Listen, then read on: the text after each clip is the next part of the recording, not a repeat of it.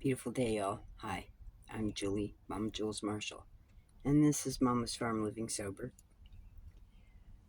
which I will get to the farm part more, uh, but this is part of the struggle. Sometimes you get more of one thing than you do another. And believe me, they're tended to every day. I just don't put it on video. I haven't done a lot of videos with chickens recently. I think a lot of that has to do with the fact that my I let go of 3 of the first 6 that I had bought, and I guess it's a little bit of a separational thing. I kind of haven't made too many videos with the birds since, and I have, but not pointed in your face like the other ones had been. Um, so that takes me to step 11. In here, for this one, it's covering John chapter 3, scripture references from 18 to 21. Um, Friends of the Light. Step 11. We sought through prayer and meditation to improve our conscious contact with God, praying only for knowledge of His will for us and the power to carry that out.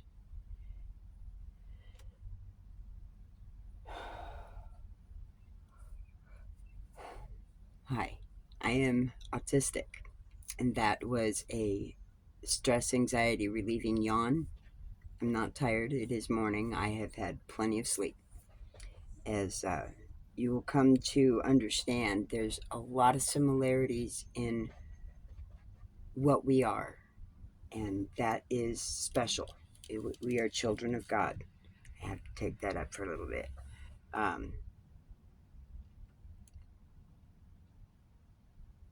it's taken a long time for me to get to this point where I can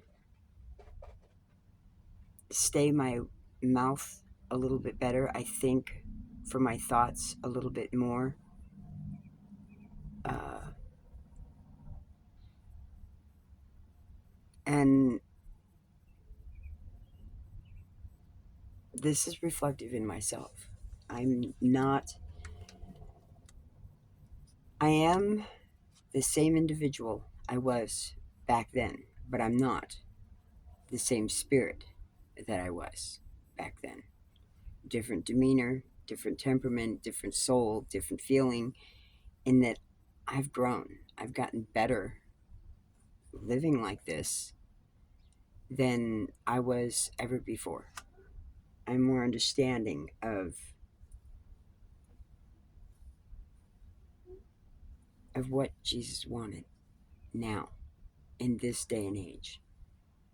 This is not like when he was doing his thing, and he knew that it wouldn't matter. It would all apply the same. No matter how we were living, it would all apply the same. So, that being said,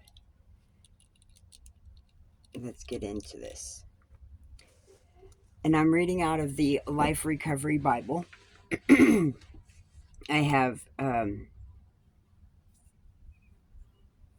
today's, I'm not sure, the 12th, the 13th. I don't know, but I'm 1 or 2 days away from my belly button birthday. And from that, I am a few weeks away from my sobriety birthday, which is June 2nd, 1999. Before that, I don't know what my clean date is for the methamphetamines, and it was December a year plus ago that I quit drinking caffeine. Or I should say, the all that other added caffeine bullshit. I still drink tea on occasion. I don't particularly care for tea so much, and so I don't drink it so much. And there is caffeine in that, but it's I don't like it, which is maybe why I'm having issues with caffeine, which most of us do. I feel so sorry for some of the people out there that come in buying energy drinks and their hands are already shaking. I'm like, oh my gosh. So, anyways, sometimes we don't want to know God's will because there are areas in our lives that we aren't ready to deal with yet. Recovery is a process for us. We may be ready to pray for God's will in some areas, but feel uncomfortable having God's light shine into the areas that are still hidden in shame. When talking about those who refuse to trust with Him or trust Him with their lives, Jesus said, God's light came into the world, but people loved the darkness more than the light, for their actions were evil. They refused to go near it, for their sins will be exposed. And that's John 3:19-20. Later in one of his talks, Jesus said to the people, I am the light of the world. If you follow me, you won't have to walk in darkness, because you will have the light that leads to life. John 8:12. Darkness is great when we were trying to hide something, but light is needed when we are trying to walk without falling. When we were hiding our shameful behavior and holding it onto our addictions, the darkness seemed like our friend. Now that we are trying to walk toward recovery, we need the light to keep us from stumbling. We don't have to be afraid of God's light anymore since we have his forgiveness through Christ. He wants to safely guide us on the right path.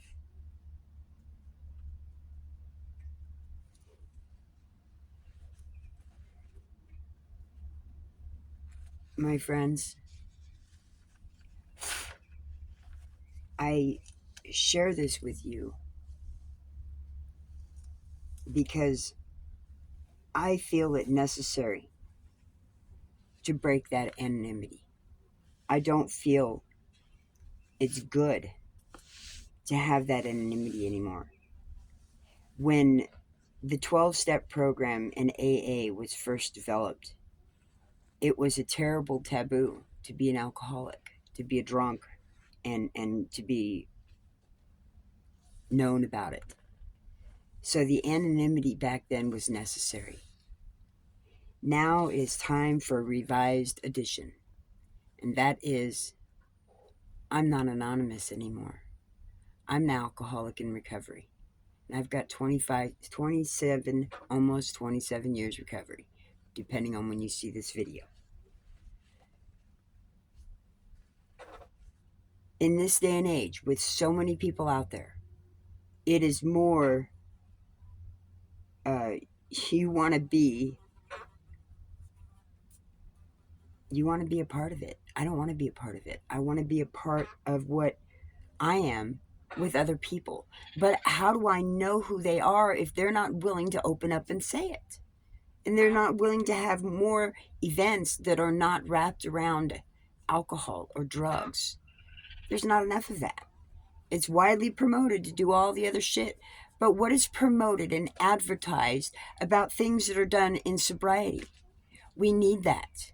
We need it. I'm done with the anonymity.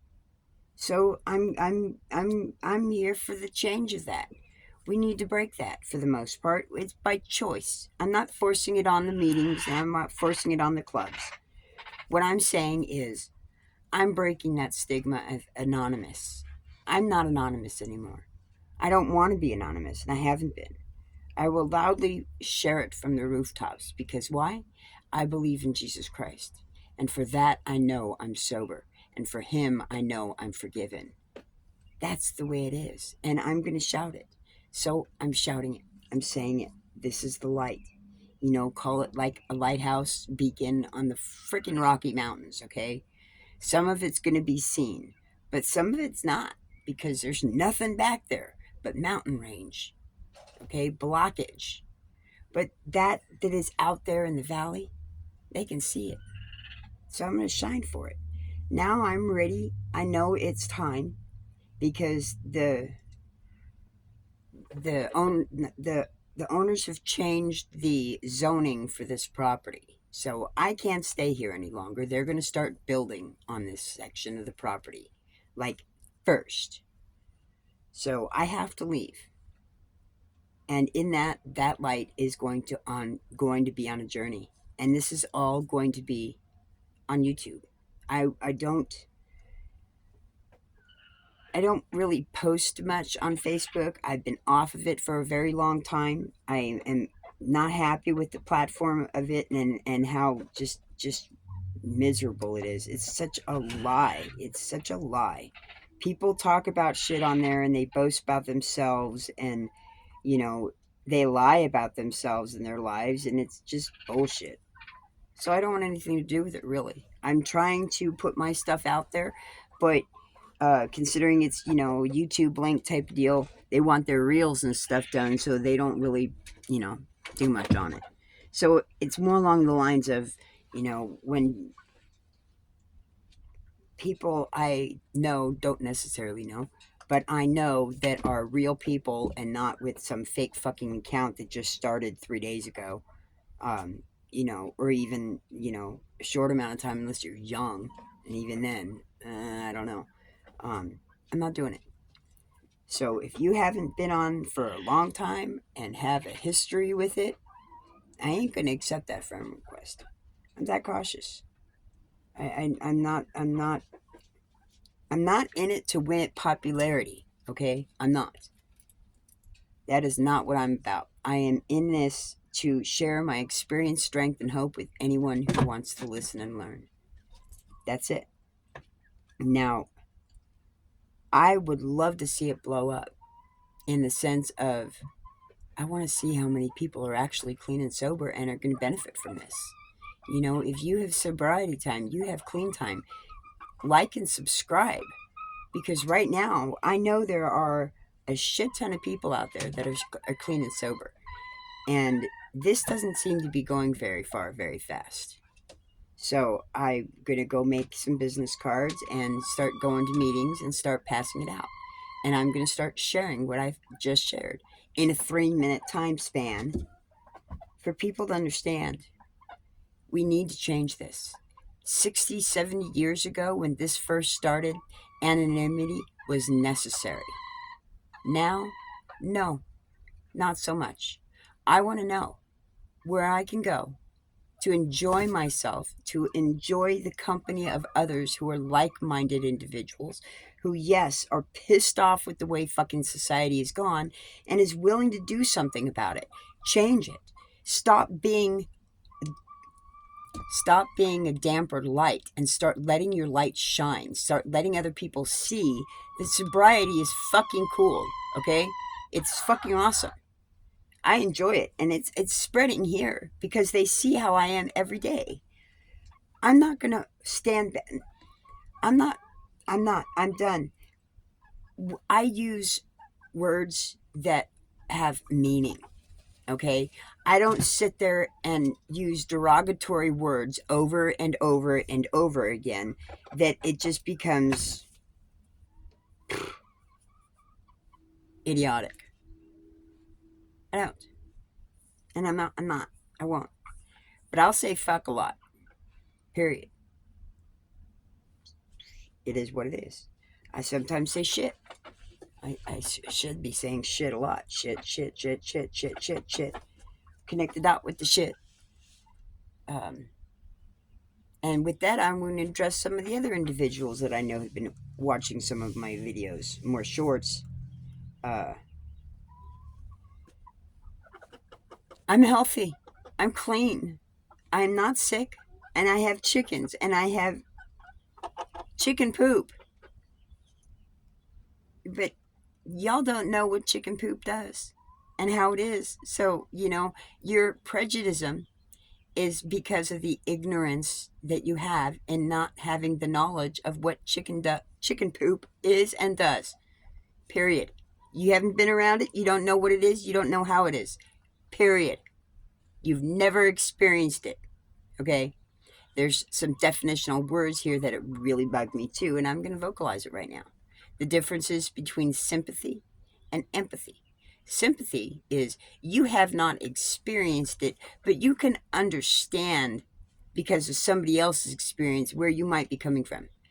Empathy, on the other hand, is you can feel it and you understand it because of experience. You have gone through it, you've experienced it. So you can empathize with that individual. Two different words, two different understandings. If you have experience behind it, you can empathize. If you have no experience, but you comprehend the trouble or turmoil of it, you can sympathize. Period. Don't believe me? We'll start finding those fucking old dictionaries out there and start plastering that. You can't go from, let's see, where is the words? A through L and M through Z. Funkin' Wagner Dictionary from 1946. You can't go from this to the Collegiate Dictionary plus the Thorst's today and not be dumb-sizing society. It's for real. Really. Same print text. Hello. But even just that, one volume compared to this today, and not be dumb-sizing society. So fuck the fucking fuckers. I'll say what I know is definitionally correct. How do you like me now? Like, subscribe, and share because somebody's going to enjoy it. Regardless of whether you might or might not. Somebody will enjoy it. And they'll benefit. So, this is on step 11, y'all. You know, 1 John chapter 3, scripture reference 18 through 21. And I'm not exactly going to read this. Well, yeah, let's do it. I've got a few minutes still. There's no judgment against anyone who believes in him. But anyone who does not believe in him has already been judged for not believing in God's one and only Son. And the judgment is based on this fact. God's light came into the world, but people loved the darkness more than the light, for their actions were evil. All who do evil hate the light and refuse to go near it, for fear their sins will be exposed. But those who do what is right come to the light so others can see that they are doing what God wants. So, with that, I'm in a ponderance. Oh, and here's why.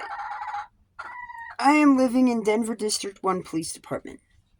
District 1 Police Department. It's not the district of the city, per se, or county of 1. That's actually, we're in 9. It's kind of weird. But, anywho, there's a lot of corruptness around here. A lot of democratic reign that needs to be reined in. And it needs to happen. Yes, she's going to be a distraction. She's a distraction to me, too. Accept it. That's reality, y'all. And that's her chicken song. She just laid an egg. That's her child proud. I just laid my egg. I just laid my egg.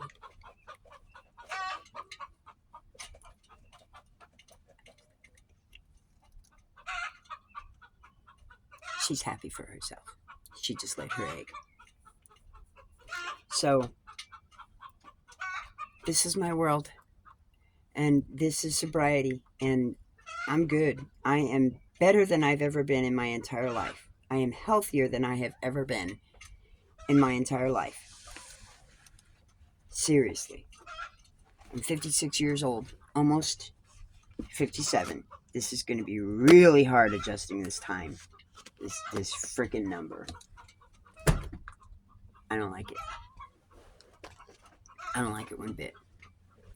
So, you know, y'all, we got work to do. We got work to do on ourselves, and we got work to do out there. I speak for myself and a few others that I know personally, but more like along the lines of several hundred to thousands of y'all. Thousands of y'all that I know we haven't we haven't touched yet that feel the same way.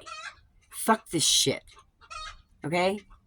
It works. It's definitionally correct. You can't look it up. You don't have those dictionaries anymore. They don't print them anymore because they want us stupefied. We're done with this. We're done with this. And this is one way we can rally together and start sharing our experience, strength, and hope with everybody who wants to know it. And share our world with each other. Have events where we can go and share and show it on YouTube. That's what I'm going to do. That's what I want to do. Is F the anonymity. We're going to start sharing our shit because they share all their fucking wickedness for a couple decades now. There's been no censorship on that. There's been no age-appropriate rating. So, my time's done. You guys have a beautiful day. It is what it is. You make it what you make it. And as for me, it is a beautiful day. And I got eggs. So, get out there and do, y'all. Get in here and let him do. Expose it to him and to somebody else just to get it off your chest. Because you got to. It is what it is. So, y'all have a beautiful one. Take care. Give yourself a hug. And then go out and give somebody else a hug. Bye.